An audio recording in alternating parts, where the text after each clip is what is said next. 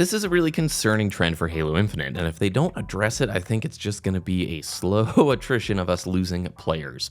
When Content Update 29 was announced, 343 made it clear they're shifting away from the seasonal system, moving to these smaller content updates. And really at the time, I was kind of positive, thinking, okay, if they can deploy maybe smaller but more frequent updates, that would be great. Here we are with Cyber Showdown, the new event happening. The Yappening is next, and we've got a few months under our belt now to see. It's really looking like these updates are more shop updates, full of great Forge and community-built content, but most of the cool cosmetics are locked behind a paywall. And sure, we're getting some cool arena maps here, but it definitely feels like 343 is finishing up whatever they had work in progress going on, and very clearly have moved on to whatever the next projects are. And I think the troubling thing here is players are very aware of this. Players are clever, they can see through things, and anytime the developers are pushing out things like this, honestly, you can look at any comment section of my recent videos, or I was looking on a few Halo creators sections, and the majority of the consensus I'm seeing is that the next year is more than likely a lot of shop updates and Forge maps being added to the multiplayer. Now, we're in a bit of a rock and a hard place here. I've been covering Halo on YouTube since 2011, and the gap between Halo 5 and Infinite was the absolute longest, with no real sense of when we were going to get something new, and I think it was devastating in terms of player sustaining momentum, right?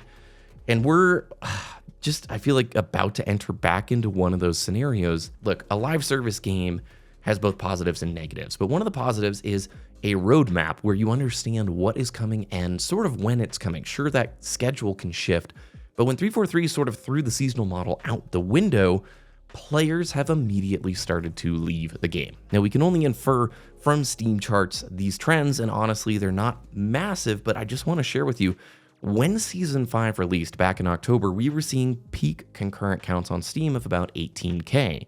Now we're dropping right down into like the 7K numbers. Even Halo MCC is starting to pull better numbers than Halo Infinite here in the last 3 or 4 weeks.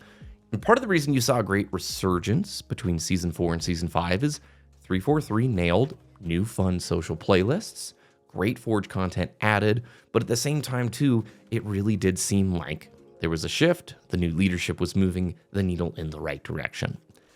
Call it whatever you want, but it is so useful, even if it's just marketing, to communicate with the players what is happening and when it's happening. Because if we're about to go back into a long incubation content drought period, that's going to be really hard. For content creators especially, interest has really dropped for Halo ever since the Content Update 29 announcement. Even if it's like just a subconscious level thing, players know, okay, this isn't the focus, something else is being worked on, and I just truly hope we're not waiting for years and years for something new within this universe.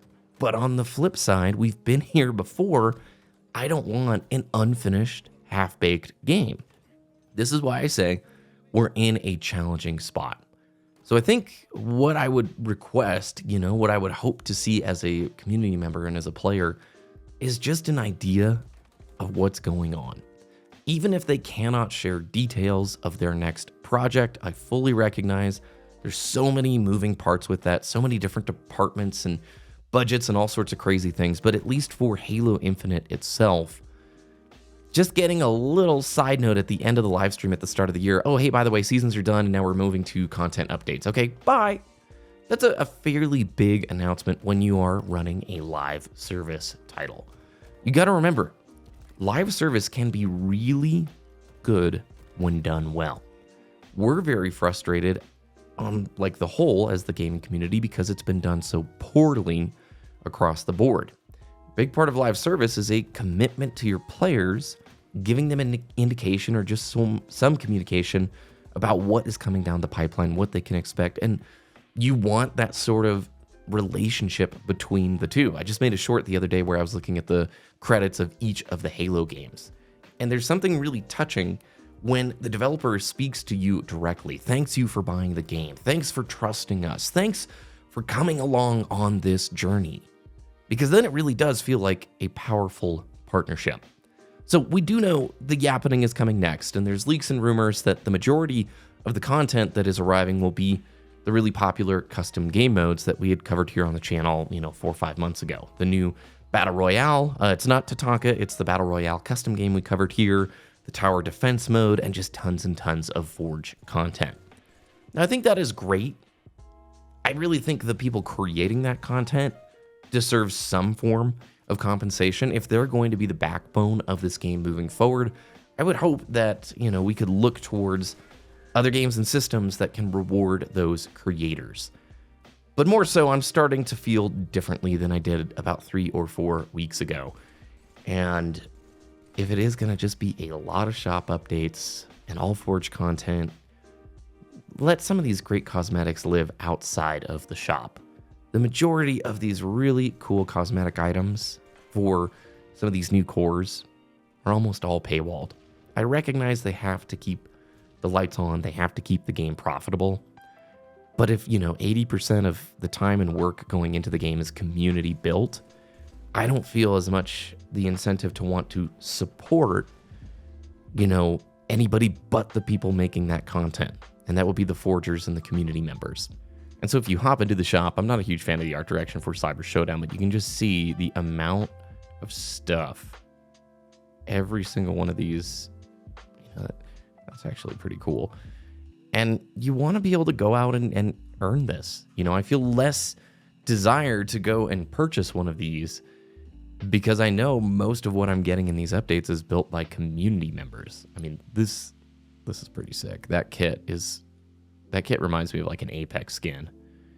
And it's one of those things, it's like, I'm not gonna, $20. Dude, no way. Like, that's half of Helldivers right there.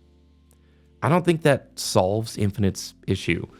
And if we really are looking at 2, 3, 4 years before we get anything new, oh man, it's gonna be difficult. Now, I love ranked in this game. Can't wait for the network update.